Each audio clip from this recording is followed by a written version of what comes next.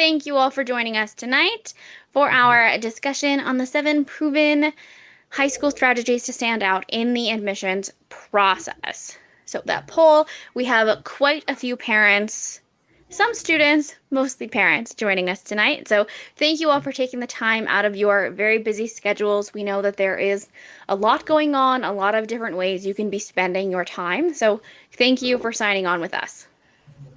Just some quick housekeeping before we get started. If you have any comments or replies to questions that we may or may not ask, you never know.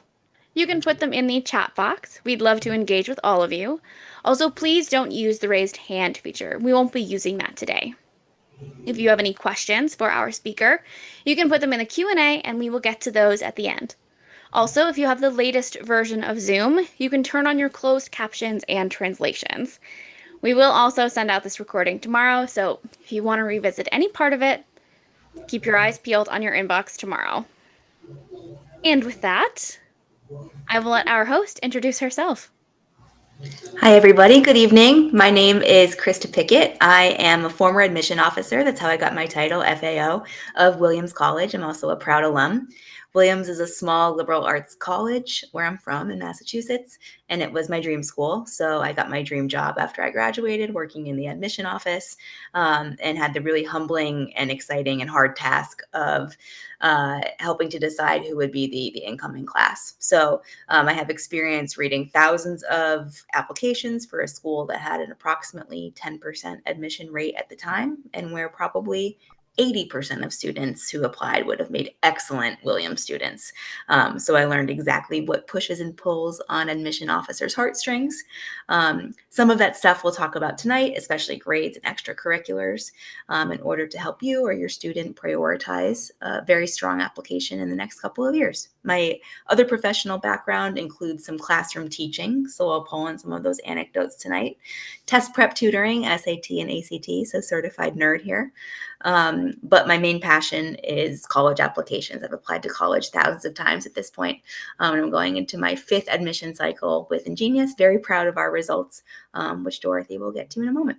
Happy to be here. Yes, absolutely. And we are very happy to have you and your expertise for this evening.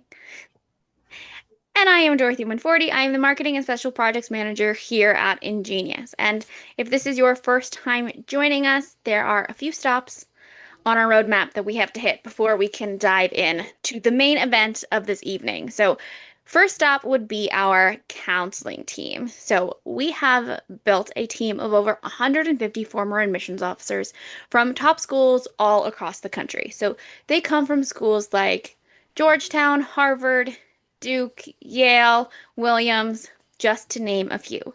And our former admissions officers work on a 2-on-1 team with our graduate coaches to create personalized admission strategies for your students. So these lovely people you see on the screen are graduates from these top universities. They know exactly what it takes to become students there because they have done it themselves. Next up is our resources. So we give our students access to a plethora of resources. We know that there are a lot of different things that go into making a really strong applicant. So we like to touch on each of those factors. So our academic mentorships, which I'll dive into in a little, like a millisecond. Our Leadership and Innovation Lab, so students will launch a business, organization, or a platform with the help of a leadership and entrepreneurship expert. So if your child has an idea on how they can help their community solving an issue through an organization or, some kind of idea along that lines, and they don't really know how they would get that started or, how they would even do that. And that's where we would come in and coach them along the way on how they can bring their idea from, just a cloud in the ether into a real life, actual organization that is having an impact. Internships, of course, subject tutoring and test prep, and academic and reflective writing seminars. So, our academic mentorships. Students will conduct an individualized mentorship in an area of their interest. So, we give our students access to over 200 professors, scholars, and researchers with courses such as this fall, we have courses in AI and the ecosystem and how you can use machine learning and new technologies to solve climate issues. We have a business course that is about the music business and the business of music.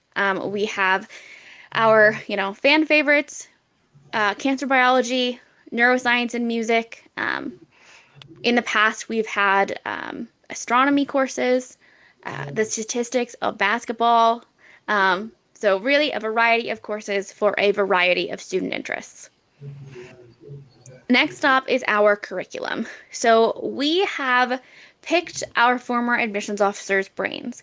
We have gotten all of their little insider trade secrets, and we've taken all of that insider knowledge and we've put it together to create our systematic and operational curriculum. And we use that to train and maintain our counseling team. So, say that your FAO is from Williams and your graduate coach went to Stanford, but they are really interested in Duke. A program there just really screams to them. So, through the kind of hive mind that we have created, your student will still get access to that insider Duke knowledge. They'll get access to all of the collective knowledge base of our counselors through the inner workings and the hive mind that we have created.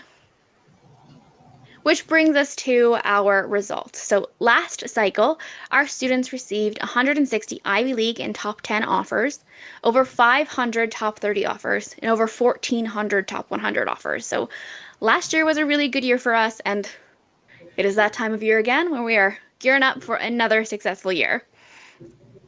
And now that you know a little bit more about us, we will dive into how your students can stand out in this process. Very good. I think that's my cue. Okay.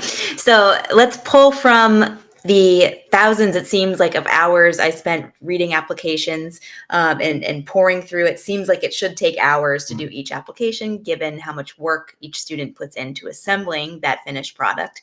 However, at the end of the day, most admission officers will tell you they end up spending about 10 to 12 minutes on each file. Right. And so that includes everything from dissecting the transcript, which is the meat and potatoes, that's the core of any application. A student must meet the grade and score thresholds for the most part to earn admission to almost any college.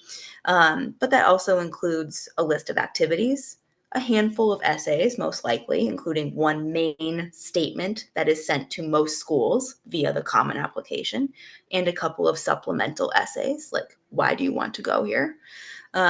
Teacher recommendations, a counselor recommendation, and the whole time we're taking notes too, and or ranking a student on a variety of different dimensions, so that when all of those thousands of reads are done, we can go back and analyze who really rose to the top of the pile. But while that's working on sort of a micro level application by application, please understand that, of course, any one file is one tiny piece in this whole application puzzle of building a class. So after you submit your application, it goes into the mass pile at the admission office, and you're separated. 99% of schools will read by region, in which case the admission officer is very specifically familiar with that, the schools that are there, what is average or likely for a student to have accomplished, resources available, the character of that region, and helps to read in context and give a holistic read. And once that admission officer reviews those applications, they are sort of the representative or even the advocate for the strongest students within that pile. Interestingly, when I was at Williams, I was there the last year that we did not read regionally. So I had the very unique perspective of reading students only domestically, for the most part. From in the morning, it would be California, Massachusetts, Texas, Florida, depending on where I clicked in my queue. That was just a unique feature of our pool that year that I'm really happy that I had now that I work with students from all over the country and the world. But for the most part, admission officers will have their dedicated regions where they apply the first read, and they're the expert on that region. And so the admission committee will take his or her opinion on those candidates very seriously. So it's incredibly important to impress that first reader as you put together your application. Eventually, if you're lucky enough to make it to committee, that whole admission committee will vote on your fate. And typically that just involves the reader who read your file either reading aloud or sharing their critique with the rest of the committee, and then a good old-fashioned vote.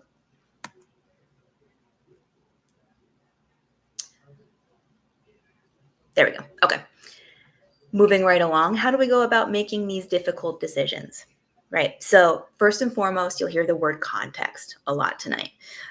We cannot compare a student from one part of the world in one type of curriculum to another student in a different part of the world with a different curriculum. Right. They both might come to the same school and form a coherent class, but they're not similar candidates in a lot of ways. Although we expect many of the same things from them, things like academic excellence and an impact extracurricularly. So I want to introduce you to a couple of things that I certainly didn't know about in high school and that I wish that I'd been more savvy about, especially in my freshman and 10th grade years, which is that the strength of your high school and the strength of your peers, the resources available to you, are a big part of your admission race, right? And it is what it is, right? It is something to be aware of and something to note, but not something to gloss over. So you should have a copy of your school profile. You can probably find it on the school website. We'll see a couple of examples on the next few pages. But this lays out for the admission officer. It's a required document for your counselor to send as part of your application. It lays out what your school is like, what the curriculum is, the courses that are offered, sometimes average SAT scores or a distribution of grades. It helps the admission officer to do the detective work of figuring out, did you take advantage of the resources that are there to you, which leads me to believe you do the same on our campus, right? Are you polishing up your app to sound nice now? Or are you really a high flyer at this school? And so the profile is important in that regard. Of course, we're also, as seasoned readers for the most part, will have a sense of the reputation, the strength of the school, where they've sent students in the past, right? So students, upperclassmen with similar profiles are good indicators of your accessibility to a college or university. So we're assessing not only the strength of your high school through a variety of factors, but the reason for that is because we want to know how prepared you are, if you've taken advantage in a reasonable way of the challenges offered to you and risen above, and whether you are, a term we used a lot was a high flyer in your school and your community. Are you somebody that people know and are impressed by?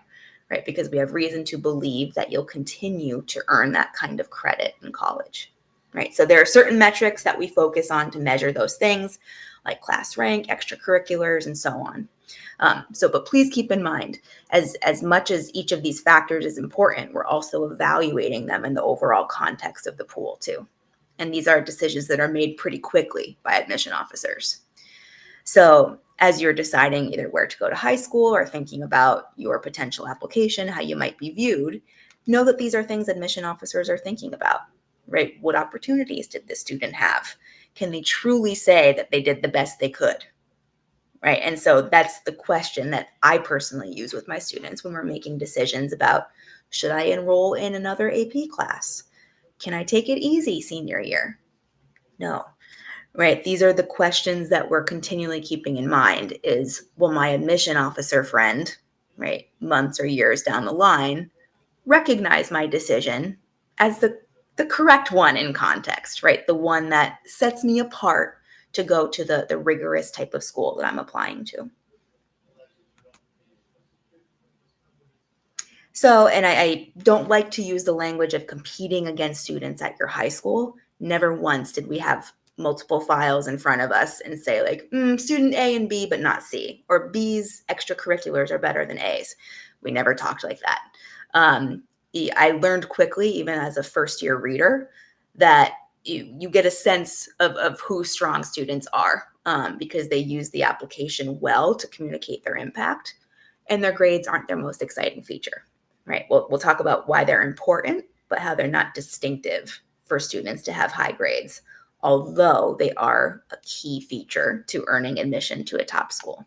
So, but if you don't maximize your performance within your school setting, right? If you haven't risen to the top of your smaller pool, it will be hard to convince other admission officers to take a chance on you in the bigger pool. And so that's why I like to caution students against thinking that, lower grades or test scores can be outweighed by an awesome essay, right? That's just not really the way it works. There needs to be evidence that you've been challenging yourself and rising to the top throughout, in your context throughout high school. You can totally do it. It takes some discipline and it takes some motivation, which doesn't mean you wake up every day excited to do homework, right? But it means that you can keep your goals in mind, and maybe you have somebody like an FAO or someone reminding you along the way how and why this is so important. So on to what I called before the meat and potatoes of the application, right? The very core of what may or may not get you admitted. It can certainly be a feature that removes you from the applicant pool quite quickly. So when it comes to academic performance, right, let me first just reiterate that a student earning all A's is not let me correct. I'm very impressed by that as a teacher and as a person, as someone who also was once a student. But as an admission officer, that's not a distinctive feature. But what does distinguish somebody is someone who has excellent academic performance and has taken their learning and their problem solving and applied it in some kind of useful way. But you need to look like the student who can handle the work there. Right. So these are 4 factors that admission officers will decide your academic prowess based upon. The first one, right, being course selection, the rigor of your courses. Let's see if you're listening, if you're picking up what I'm putting down here. True or false, getting all A's while taking easy classes is more impressive than getting lower grades while taking more rigorous or demanding courses. I get that question a lot. Should I take the AP class and get a B, or the regular or honors class and get an A? All right, so what do we think? Do we go for all A's?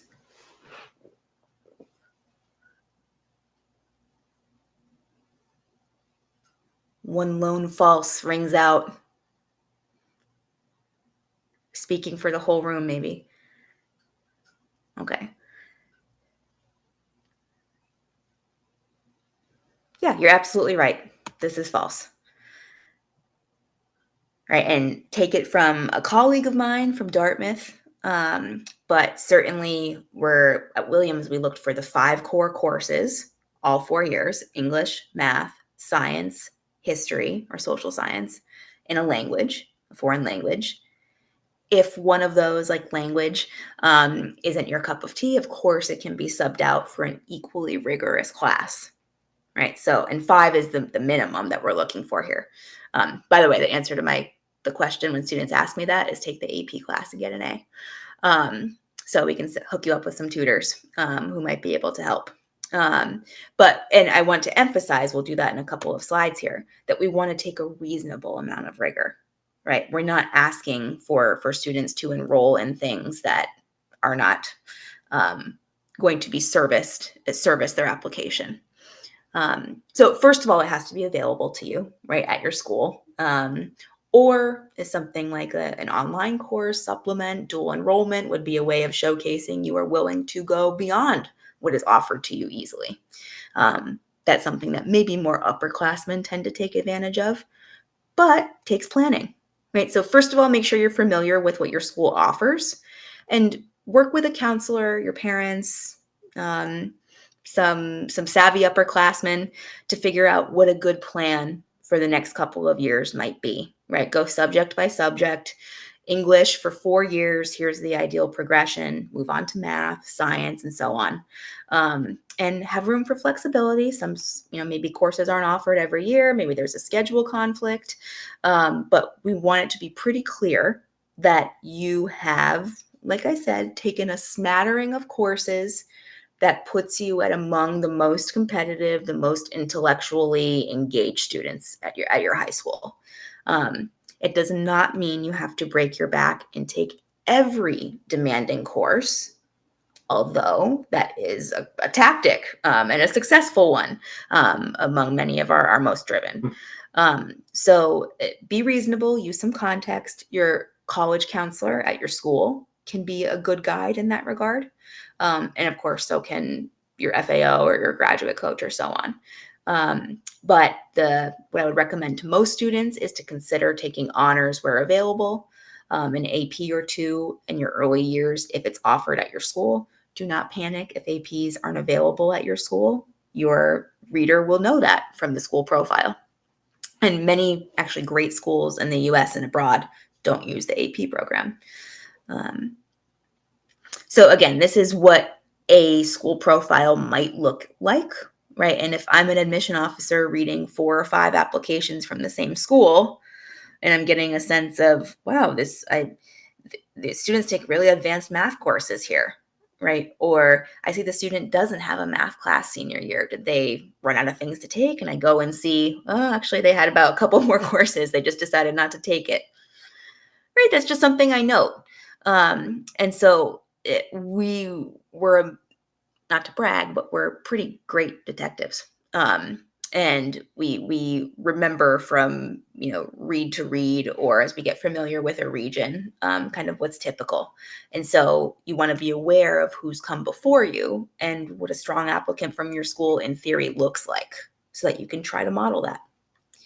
Should also pick courses that interest you, right? I won't lie to you and say that every class will be intellectually stimulating for everybody. But what I would say is that you might not be interested, but Harvard cares that you know some physics, or Yale wants you to know math.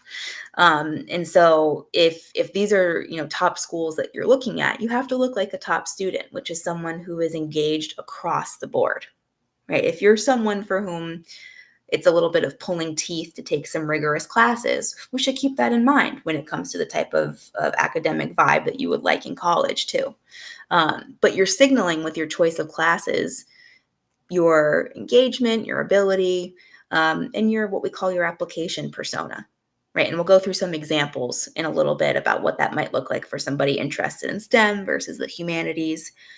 And of course, some high schools have more or less flexibility about what is offered and what you're able to take.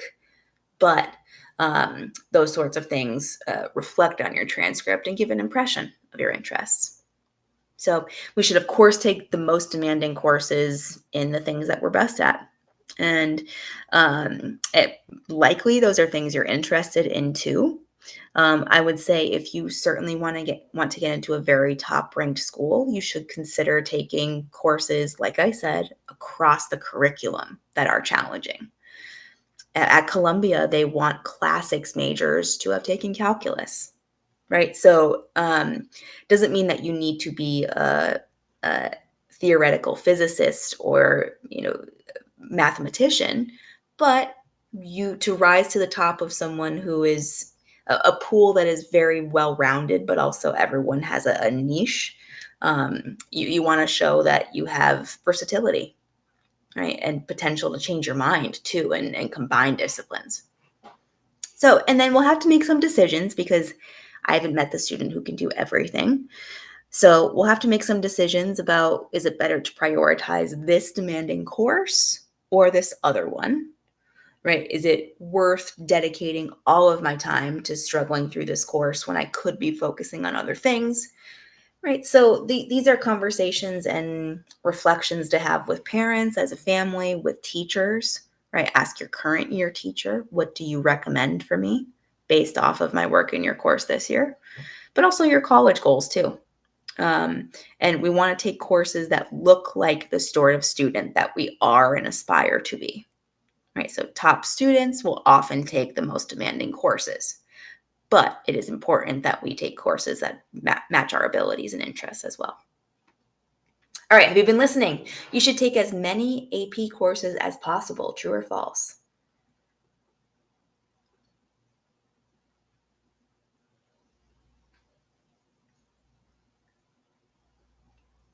A little dissent here. Okay, yeah, kind of mostly false heavy here. I saw a lone true ring out. Um, I would say true to the extent that you're capable and interested, but just to do it, false, right? So there's not a minimum. If you don't take a certain number of APs, they won't consider you. Um, Again, if your school does not offer APs, they're they're almost off the table as a consideration unless it is very common for everyone at your school to take the exams without the courses, which I haven't met a student for whom that's common. Um, but if your school offers some APs, you should try your hand at the reasonable ones. Um, and if they're APs in different disciplines, then I would expect that that would be something that you would pursue too. So again, grain of salt, right? Balance it and work within your profile accordingly. But the key is that rigor and grades are important here. So make sure you know what's available at your school, you know yourself, what you're interested in, your abilities, and you have a little bit of a plan that, yes, can be subject to change and supplemented. So take, for example, we'll call student X, we'll call her student X. So this is something that would take maybe a meeting or so to really flesh out and to understand, and to map out core courses across subject areas over the course of 4 years. And here we have an example of how we've done this with a ninth grader, an admission officer, former admission officer, who worked with a student across disciplines to ensure that they're thinking ahead to what they're going to need to qualify for each of these courses, right? And so, of course, we can retouch base at the end of each year when course selection is up, but it's good to know what admission officers will be looking at on the transcript before we put it together. So to that end, right, different students might have different tracks that they follow, so to speak, right? So a student who is STEM heavy, whether it's pure math or engineering or CS, you can think of it like this is the sort of average of what's expected for a tip-top student who would be, I'm thinking of applying to a place like MIT, Caltech, all the way down to average to less competitive and sort of what would be expected. And certainly I mentioned calculus for classics as an example, but I've noticed that in the last 5 to 10 years, calculus has become a bare minimum for some of these top schools. And it's actually more impressive to go beyond the curriculum into multivariable or linear differential equations. And sometimes those have to be outsourced to local community colleges. Or if you're a part of a very strong school that offers those too. Generally, maxing out your school's curriculum is considered very respectable. So if your goal were to take the most demanding thing available to you at your school, for the most part, that will really serve you. That's why the strength of your school matters. Okay, if you're like me and you're a little bit less mathy, you're on the social studies or humanities track, and the same, a similar situation is expected here. And I'd argue if you're looking at a top 10, top 30 school, even, you'd want to be on both tracks realistically. But certainly you'd want to showcase your strengths and make sure they're there in your intended major, right? So you must look like the thing you're applying for, right? It's hard to say that you're going to be a policy analyst or a leader of this nonprofit with a service component if you aren't savvy on world issues, right? Or if you don't write or communicate well. So, and again, you see a theme between regular courses versus something with a distinctive title like AP or research or so on. So the big takeaway here is that it's not only how you do, but it's what you take that impacts the admission officer's impression of your academics. So add that to your to-do list, make a plan for your classes. Okay, a 4.0 from a less competitive high school is more impressive than a 3.7 from a competitive high school. While you're weighing in, I'll share a personal example. I came from a public school where I think our school profile said something to the extent of 20% of students went on to four-year colleges. So I know now in retrospect, I came from a fairly weak public school environment. It was absolutely essential that I be at the top of my class to earn acceptance to a very highly ranked school, a very competitive school, because I simply didn't have enough evidence in my portfolio to show that I was capable for the high demands of Williams. And so I very much believe that the extra rigor of my courses and the fact that I was at the top of my class were the thing that signaled to them that I am ready for the next challenge. Right. So again, it's rising to the top of your pool, right? That gives them the belief that in fact you will do the same in theirs. However, they are very aware of the fact that different pools have different tides. So the number GPA means almost nothing to most admission officers, right? If you were to tell us what your GPA is with a number, until we know which high school you went to and how weighted or inflated that is, doesn't really mean much. So if you're sweating the difference between like a 3.92 and a 3.95, that's not as noteworthy as when you glance at the transcript. Is there an outlier, clear strength in any sort of your courses, in the positive or negative direction? Let's throw some more numbers at you. For the Harvard class of 2022, they had 43,000 applications. How many had perfect GPA? So perfect grades, so to speak.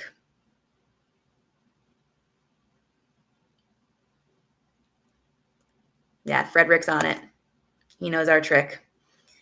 Yeah, but the point here is to prove that the grades are not the exciting thing in an application, which is hard to say and hard to stomach because it's arguably where most students' most effort goes to, right? But it's the thing you need at the center of your application for all of the other stuff to catch their attention. Is the GPA the full story of your academic track record and who you are as a student? True or false? Some high schools don't have GPA. Some high schools don't have grades. Some high schools do all written evaluations. Those take longer than 10 minutes to read. Exactly. You're catching on. Smart group. They're looking overall at your transcript, trends within that, and then the context as a whole. Right. So I'll pick on AP Physics. That is a challenging course. Well known to be one of the most difficult you can take in high school. And so if that were, your relatively lower grade, it would be understandable within context. So we're not looking for, you got a 94 versus a 95, or tiny little differences. We're looking for you got an A versus a B, or you have a couple of B's, but they're all in STEM and you want to major in literature, right? So context matters here. Really low outliers might change conversations about schools that are on the docket for you. So just prior to this conversation, actually, I had a meeting with a student for whom she shared that she wishes that maybe she had a little bit more of an organizational discipline in 10th grade because she's looking at a C that's on her transcript and wishing that it really wasn't there as we prepare to apply to colleges. And so that's something that is looming as far as the important context to her overall pattern in her GPA. Luckily for her, it was a discrepancy, but it is something that not every candidate will have. So it's something that she wishes she didn't. And with proper planning and the calculated risks might be more avoidable. So admission officers do love upward trends. They love a comeback story. They don't love excuses. So please be careful of how you explain, if you even choose to. This is where a counselor's perspective can come in very important. Sharing that your teacher was mean is not a great way to discuss why you got a B or a C. But heaven forbid, something happened in your family or a natural disaster. Those things, of course, might impact you. But with proceed cautiously in how you convey that and whether you even call attention to it at all. Because like I said, admission officers aren't splitting hairs in those 10 minutes. They're looking at broader strokes. Right? Is this a top student or is this not? Right? Is this a student who can do the work here or is she not? Right? It'll be one of those two things for the most part. So don't get too hung up on GPA. Care about your grades, but know that the GPA doesn't mean as much to admission officers as your overall context and standing. Speaking of standing, many high schools do not report class rankings, true or false?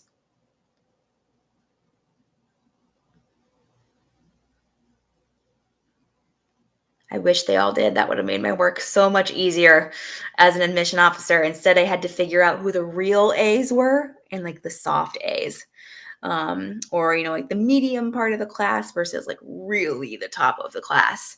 And we'll talk more about how you can discern that when everyone kind of has A's or A range grades.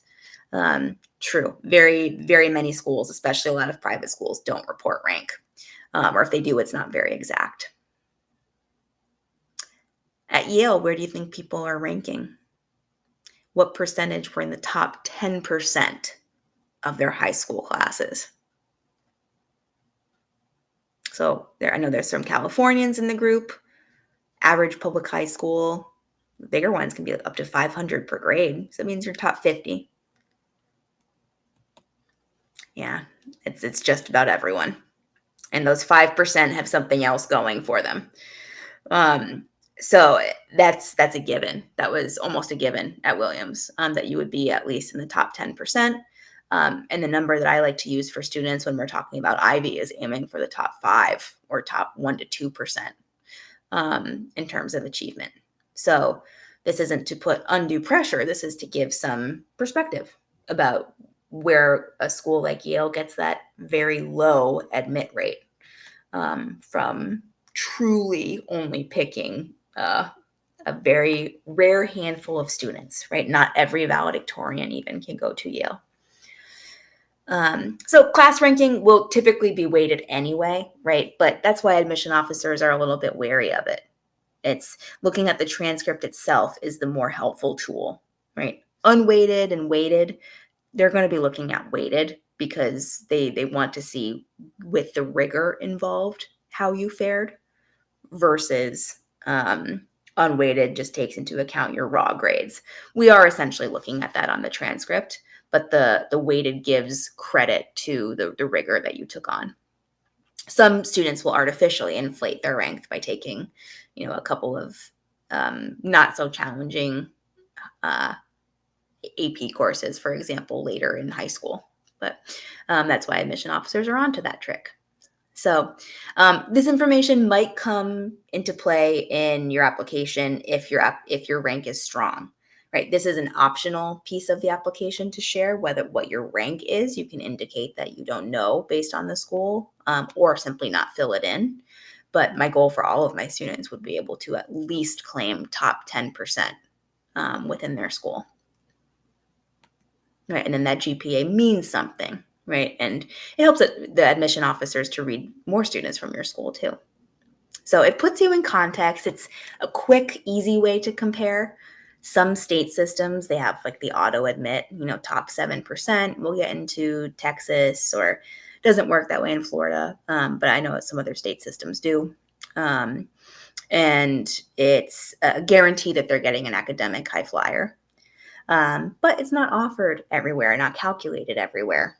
And it can be something that is kind of played with or fudged with by taking artificially like dual enrollment courses that aren't truly challenging. So that's why admission officers are digging into the context of what you're doing versus the pure numbers. So strive to be toward the top in just about all that you do. By the way, your letters of recommendation, including your counselor's letter, will give pros to this, right? They'll put words to this. If you are someone who stands head and shoulders above others in the community, they will mention that versus the typical, pleasure to have in class. So, and by the way, I could give a whole webinar on this. Dorothy, make a note of that. That letters of recommendation are crucial for your admission. For not every college will require letters of recommendation. The more selective ones will. You'll need 2 from your teachers, 1 from your counselor, and they're the only voice that isn't yours in the application, which is why we like to hear who we're admitting, right? And to hear some endorsements. And they're objective because you sign away your right to read them through the common application. They should know you, right? Because typically most recommenders will come from your grade 11 year, and your counselors will advise you to build relationships with them and give you specifics for ways to do that. And like I said, they're not you, they're third party. So in addition to you saying how hardworking and motivated and all these things you are, if Mrs. Smith can say it too, we can rest easier casting our vote in your favor. Right. So these are kind of the sigh of relief. And these are ranked too. Right. So these are not just you must have them to be checked off and to check a box. We're looking at the strength of these. So your teacher's ability to communicate why you're unique and to go to bat for you are important here. Right. So strikingly strong support would be like, this student is an intellectual peer. I count on them in class. They're one of the best I've ever taught. Versus, like I said, the more lukewarm praise, like strong student, did all of her homework, asked questions. You will do very well in college. It's kind of hard, though, to take that to the bank and tell all of my admission officer friends that they need to count on you because you're a pleasure to have in class. We need just a little bit more than that. So the strength of your letters of recommendation and your teacher's willingness to go to bat for you is really important here too, as far as establishing you as an academic. This is what I did not know until I was in the admission office, is that not only do teachers write for you a free-flowing letter, but they're also asked to quite literally rank you on a standardized form that looks almost exactly like this. There's more questions. But check it out there. They're testing you on or grading you on maturity, integrity. If a student had a check back on integrity, that was almost the kiss of death in the admission office. It's like, oh, they're smart, but we can't trust them. Great.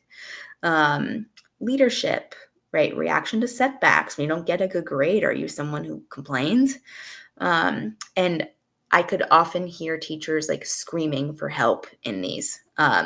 They would write a pleasant letter and then use these check marks to kind of warn us off. Or really, I mean, if you're able to check top few or outstanding, right? And if you are able to hold yourself as a student to, am I one of the best in my class when it comes to turning in work and being engaged, right? You can't help but think that your teacher's impression of you is going to be positive in these moments when they're grading you. So, and then the admission officers will also be positive because the people that are vouching for you. So they may or may not be familiar with specific teachers. I do remember knowing that some schools traditionally wrote stronger letters than others, right?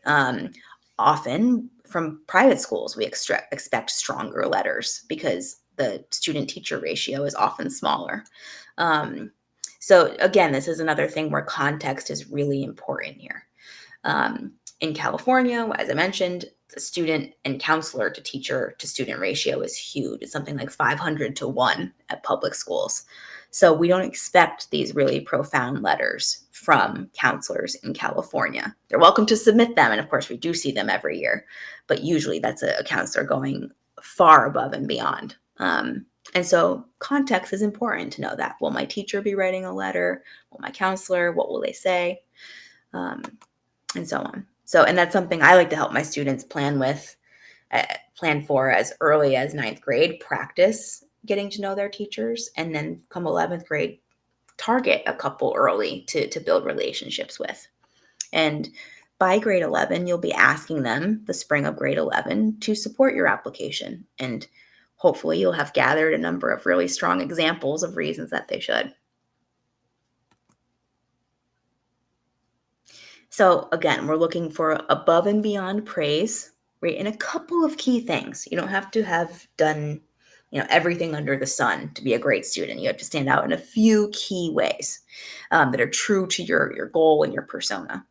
And we want somebody who knows you and can include details, right? So in a world where many students earn A's, right? Be the student whose teacher can also gush about them, right? That is the goal for top schools. And in your spare time, let's find some ways to fill that with activities and hobbies and leadership. Um, of course, these things do matter. That's something that, of course, you all know. There are no magical activities or must-dos, but you do have to show that you're an active, engaged person, because admission officers know that passion has to translate somewhere, right? If you're really involved in something in high school, right, that energy has to evolve onto their campus. Does this count? Listening to music, watching Netflix, riding around, I don't know, hanging out with friends every weekend, does that count as an extracurricular? A lot of hard no's here in the chat.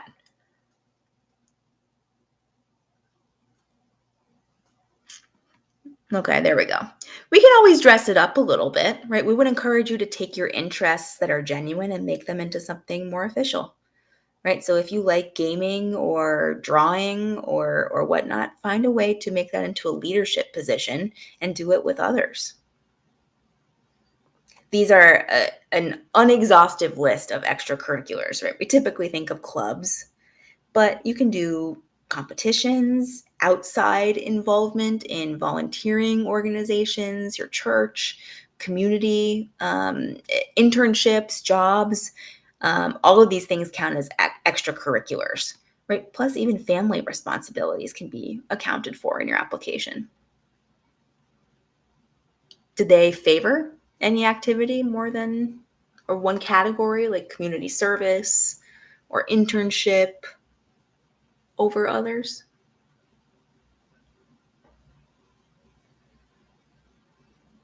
Yeah. What do they prioritize, your involvement or the category?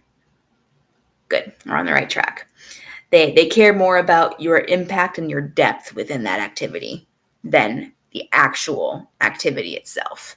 They do want to see, of course, it's something respectable and shows that you make good decisions and is indicative of what you might want to do. But your contributions are more important than the actual activity itself. So, and Harvard happens to use a 1 through 6 scale. I've seen 1 through 4, 1 through 100 even. Again, this is in the context of the pool as a whole. So earning a 1 on Harvard scale, I'm sure, is very rare, right? That's unusual strength in one or more areas, right? Achievement that is maybe someone you've heard of or seen their work, right? And each tier is no one probably fits neatly into one. Students might fall kind of in between two categories, and that can be accounted for in the admission officer's review. Right? There might even be circumstances that prevent students from getting involved, right? And that would be important context, the important word for the evening. So the more you're involved within activities you're passionate about, the better off you'll be, versus getting involved in things you think admission officers will like, right? We can definitely sniff out the difference in the way that you talk about it and your commitment and the impact you've had. So you're best served to find the things that you actually don't mind spending some time doing or that excite you. And that might take some more reflection, some digging, some experimenting, maybe a team to offer you some options. But that's your clearest ticket to a strong application. How do we plan for this stuff? What should your timeline look like? This is where probably some screenshots would be good. So generally, extracurricularly, we want to build each year, right? You're at your peak in 12th grade, but 9th and 10th grade are about exploring your interests, starting to kind of figure out which directions you want to move in. Eliminating some stuff is good too, right? Versus by 11th and 12th grade, we're starting to not decide our life path forever, but think about the things that we could make an impact in the next couple of years and that demonstrate allow us to have a little bit of a niche and stand out from others. So that's a process. It takes planning. Ninth grade is the foundations year. One thing you'll be doing all 4 years is certainly keeping your grades up, making good choices with school, being involved in clubs, saying yes to things, planning with your counselor, setting up for the summer, right? And always planning months in advance, right? So ninth grade is the foundational academic year. 10th is when you're deepening your involvement. You might be doing some standardized testing for the first time. You might be moving deeper toward what we call a signature or passion project.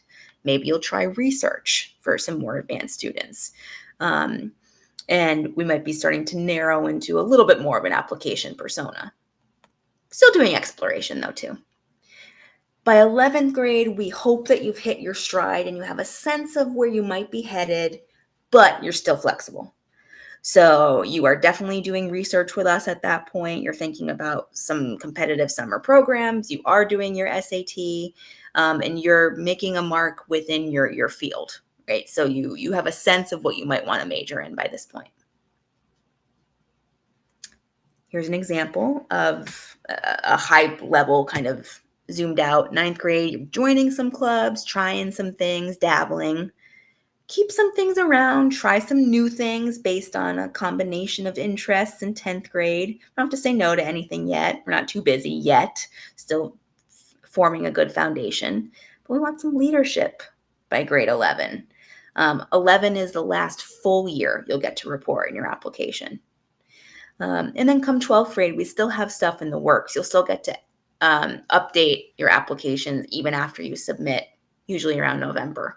But 11th grade is that big year where we want to show that you have the promise of leadership with more to come, despite your peak probably being really 12th grade.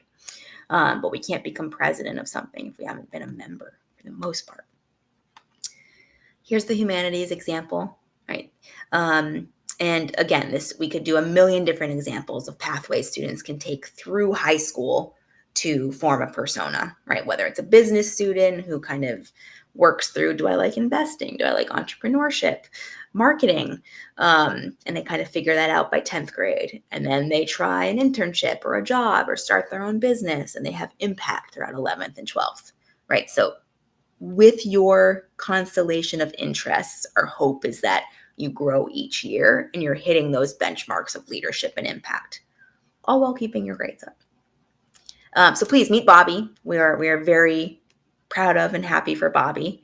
When he came to us, he didn't have a very clear interest, like a number of our students. He'll list, I'm interested in everything from A to Z, and I'm somewhere in the middle. Great student. He was motivated, managed his time well, but didn't know quite where and how to spend it. And he also knew he was coming from a competitive high school. He need to work to stand out. So we start by getting to know you a bit and figuring out what is our most valid path forward. What can we build a genuine interest in that's long lasting and that you have promise for? And that might mean saying no to some things, right? We've realized Bobby isn't actually that into law. And this has happened with a number of my students before, where something sounds good, or an uncle is, in this field and we've heard of it before, so we think we might want to do that. We look into what it is, doesn't really fit you, right? But based off of our expertise, we can recommend something similar, related, different for these reasons. And that's where your reflection comes into play, and maybe our guidance too. So of course, we helped Bobby in particular plan for summer programs that indicate he's not just saying he wants to do this stuff, he's using his spare time to engage at a high level. Apply to a variety of those, reach target and safety summer programs. NYU Stern would be one of the more demanding business, which ended up being really his passion. Summer programs. Stern is a super competitive school, even the pre-college. But writing what we call a love letter or a letter of continued interest proved to be very helpful. As you can maybe see there from the list of bullet points, our counselor has actually outlined, here's what you should include. And of course, help to put the letter together too. So that experience helped him to point to things that proved I'd like to be a business major. Here's why. Right. And then the mentorship component, which Dorothy mentioned at the top, is the research, right? So it's not just Bobby saying he wanted to do something or is interested in something, but it's him saying, I collaborated with an academic, I produced this project, right? Big Bridge Academy bookstore, based on this business model, right? I had guidance and feedback along the way. And he was lucky enough to earn a letter of recommendation. Our top students will do that in some of our mentorships, especially with some of our more senior mentors. But as you can tell, right, this would be a major feather in Bobby's cap for applying to a place like Stern, because he already has someone on the faculty saying, yeah, Bobby can do it. I've worked with him. So that's the kind of evidence we want to be able to signal to admission officers. By the way, this is what an entry on the activity list looks like. Short and sweet, basically a tweet, and indicating with quantitative measures the impact that a student has had, right? So from planning all the way through the 5 seconds the admission officer will spend on it and the reading. That's what Bobby's process looked like. And we think and hope he'll be happy in New York. Let me pass it back to Dorothy. Thank you for your time and attention. Looking forward to your questions. Hi, everyone. There was definitely a lot of information in there, everyone. So keep an eye out in your email tomorrow because we will send out this recording. Um, these next few slides before we get into our questions are just a clearer breakdown of our top results. I won't read them all to you, but here they are for your perusal. Which then leads us to our program. So we offer candidacy building, which would be for most of our attendees tonight. So starting early to build your child's profile 2-on-1 with the help of a former admissions officer and a graduate coach. So they will be there every step of the way, helping your student pick the courses, figure out which extracurricular activities they should spend more time on, maybe pinpoint which courses or professors or teachers they can ask for those letters of recommendation. Kind of just be that guiding hand all along the way so that your profile is as strong as it can be for that inevitable college application. Academic mentorships, like we mentioned, our leadership and innovation lab. We have also started offering competition prep to build your students' skill set and increase your chances. There's your students' chances of winning those competitions, which can help increase your students' admissions chances. Subject tutoring, test prep, of course, application counseling, which we are definitely happy to help you with when it is your time for that. And if you have any questions about our programs or how we can help your student, you can hit yes on the poll that I'm going to launch. Your consultation will be about a 30-minute call where we learn all about you, your student, where they want to go to school, what they want to study if they know that yet. Of course, answer any questions about us, but just come together and create the best plan we can on how we can get your student into that dream school. It takes quite a lot of planning, which a lot of families find really stressful, to be honest. And it doesn't have to be. It doesn't have to be a stressful process. That's where we come in. So, we'll be more than happy to talk through each of your specific cases tomorrow and in the following days as we schedule those calls. But now is the time to dive into some questions.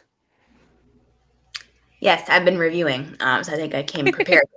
Let me see. I'm going to summarize. The first question we received is about a student at a classical charter school where there's a very set curriculum, core courses at the honors level. And the school profile makes it clear that it's very rigorous. I'm familiar. I've had a couple of students in a similar curriculum. And then the other concern is that they're limited to joining only one school club, which is not an uncommon thing. I've heard at a lot of private schools, actually. And the first class of students just graduated last May. This is a case where context is still important. There's just not a lot of it, right? So it would be very important for that student to be a clear high flyer in that class, a very small class, And it might be a kind of egalitarian system where everyone is appreciated for their gifts, but I'd expect some very high praise from the letters of recommendation, especially because the college matriculation list won't be very robust. And colleges are sometimes taking chances that, okay, the student's prepared, the curriculum was solid, I can take students here because I see other schools who have taken these students, right? They've matriculated there successfully. That said, I've worked successfully with students. One of my students last year was in a very similar situation. She was actually in an online high school that didn't have very many results. Brilliant student. It was very important for her that she have strong standardized test scores, even if they're not required. So external validation, maybe even taking a couple of APs just to signal that with outside prep in the student's interest area. And then when it comes to extracurriculars, I'd supplement either through community engagement, volunteering. That might not be where the student makes an impact. And for top students, anyways, we'd want to see something beyond the school level. So we'd really expect leadership in that one school club, but I would hope some kind of research, summer programs, self-guided, driven volunteering, and then hopefully everybody going to bat for your student too. And perhaps your student articulating why he or she chose those courses, that school, how it strengthened their preparation. I see that unique environment as being an asset to the diversity of the class. Uh, Could it another be perceived as a strength that the student was willing to take that kind of risk to go to a school that, maybe doesn't have that many results? Could that like kind of risk that they're willing to take, could that be a strength? I think if a student articulated, this was a high school in my area that had my interest in classics, or for my student last year, it was a religious curriculum that was very important to her that allowed flexibility for traveling, and she made the most of that. Right? She had extracurriculars that were well suited for that. Hmm. Um, so definitely, I think making the case for having this curriculum taught me to think in this way, and here's how I'll apply it is very important there. Let's see, there's a question about, will public school versus private make any difference? Um, the not on its face, no. The a strong public school, for example, can be just as impressive or competitive as a strong private school. Um, it all comes down to resources and how students have taken advantage, preparedness and resources. So the only school I'd be concerned about would be one that there isn't proof that a student can succeed at the type of college that you're seeking to apply to, um, and where there aren't resources, or where a student can't easily rise to the top or take advantage.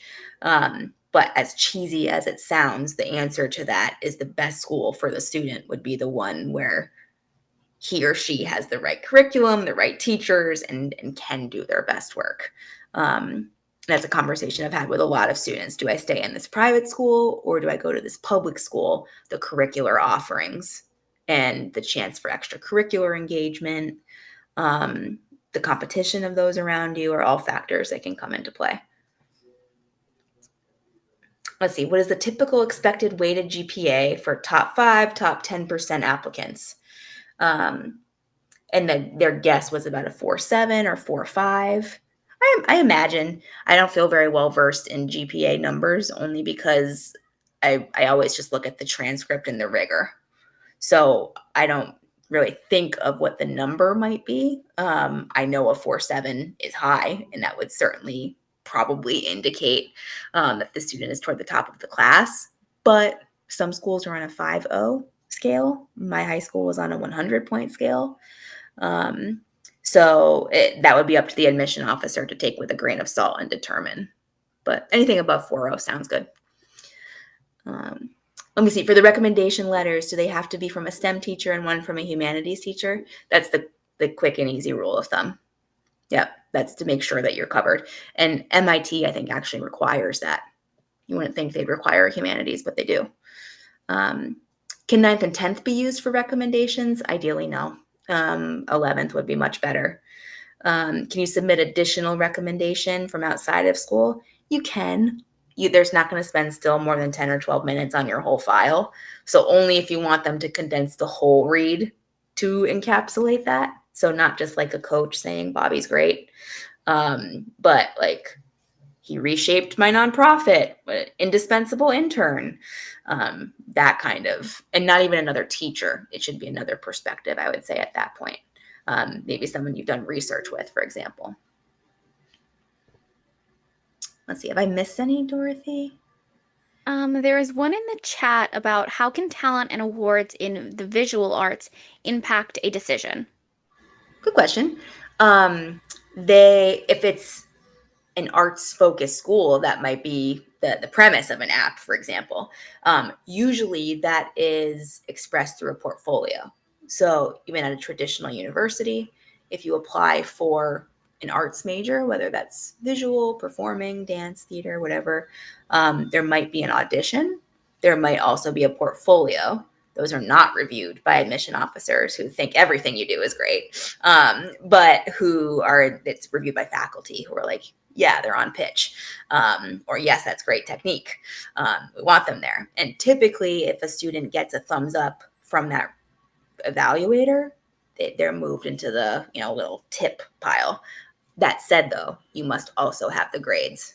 So unless you are a virtuoso Beethoven and offering to build a building on their campus, your like bad grades but ability to play the oboe are not going to get you that far at top schools. Um, I say that in jest. But it can be the extra tip. Let's see, my daughter moved from India to the US in 10th grade. And let's see, she got 3.9 unweighted.